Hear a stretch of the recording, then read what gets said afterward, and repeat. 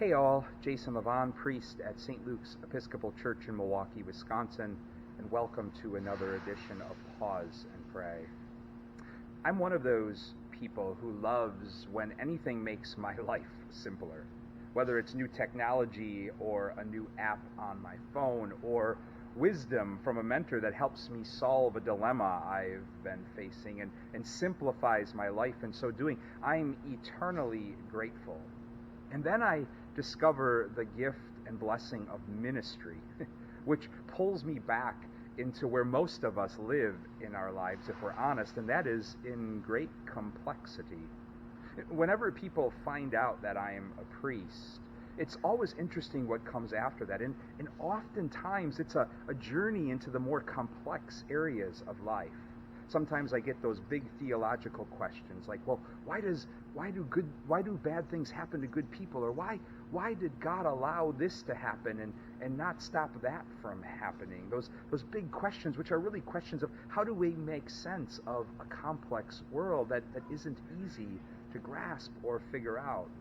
Still others will venture into the complexity of their personal lives, talking about relationships that may be unraveling or personal struggles they are carrying. And again, as much as I gravitate towards things that make my life more simple, if I'm honest, I know that I live my life in just as much complexity as well. I live life with all sorts of questions and confusion and struggle and doubt and uncertainty and so much restlessness. Anybody who knows me knows that's the case. And in the midst of all of that complexity, I can either run from it and try to seek out the simple, or I can embrace it. And today, the church embraces complexity, our own complexity, and what God is willing and able to do through that complexity.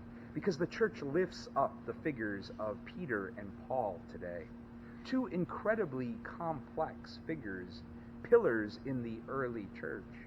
Peter, complex from the standpoint that he was a fisherman turned apostle, close to Jesus, and yet all along the way continually struggled to grasp Jesus, sometimes completely misunderstanding Jesus, at other times being selfish, and then, as we all know, denying Jesus in his darkest hour. And yet, Peter was the one that Jesus came to and said, "You are a rock upon which I will build my church." Or Paul, one who was this dedicated adherent to Mosaic law, to the point of persecuting the early Christian church, who would then become this apostle, going out and expanding the church's vision and horizon to include the Gentiles, taking the gospel to places and people that the early church could never have imagined going. We even know that the relationship between Peter and Paul was complex. We see that in chapter 15 of Acts, when the early church navigated the Council of Jerusalem, discerning whether or not Gentile Christians needed to follow the Mosaic law that Jewish Christians were following. And in the midst of all of that, these two complex lives, the church celebrates God's ability to work in all of that complexity, igniting sparks of hope and possibility and faith and future for the church and for life. And what a gift that is for us who live lives in all sorts of complexity. It's also a challenge, an invitation for the church to be about building communities where it's okay to be complex people, where we welcome people in all of their complexity and unfinishedness and uncertainty, as opposed to trying to build communities where we pretend we have everything together in some nice, neat, simple package of life or answers for all of life's deep, complex questions. But this feast of Peter and Paul is also a wonderful invitation for all of us to pause and pray, to look at our lives honestly, to acknowledge all of our complexity, all of our unfinishedness, all of our imperfection, and to offer all of that to God in hope and trust.